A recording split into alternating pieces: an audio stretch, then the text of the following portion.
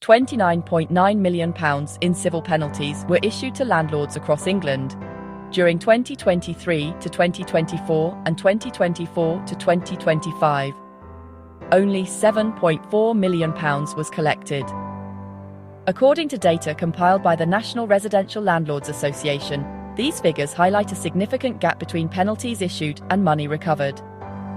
As ministers roll out tougher enforcement powers under the Renters' Rights Act, and councils gain greater authority to penalise landlords for serious housing offences, newly compiled figures suggest a fundamental problem may already exist at the heart of the system.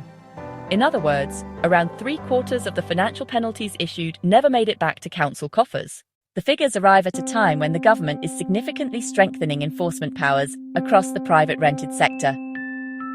Since reforms began taking shape under the Renters' Rights agenda, councils have been given greater powers to tackle poor housing conditions, while financial penalties for some offences have increased dramatically. Landlords who fail to address serious hazards such as severe damp and mould, dangerous electrical defects, excess cold, fire risks and structural dangers can now face fines of up to £7,000. For the most serious or repeated breaches, penalties can rise as high as £40,000 per offence. The intention is clear: drive up standards, deter poor practice and crack down on landlords who place tenants at risk. But the figures raise an uncomfortable question. If councils are recovering just £1 for every £4 they fine landlords, will bigger penalties deliver better enforcement, or simply create larger amounts of unpaid debt?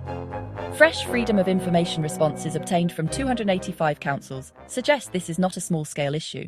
Across England, local authorities issued 3,695 civil penalties over the 2-year period.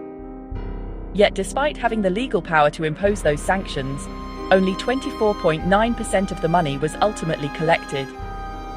Even in London, where many boroughs have dedicated enforcement teams, collection rates remain surprisingly low. London councils issued £8.7 million in penalties, but recovered only around £3 million.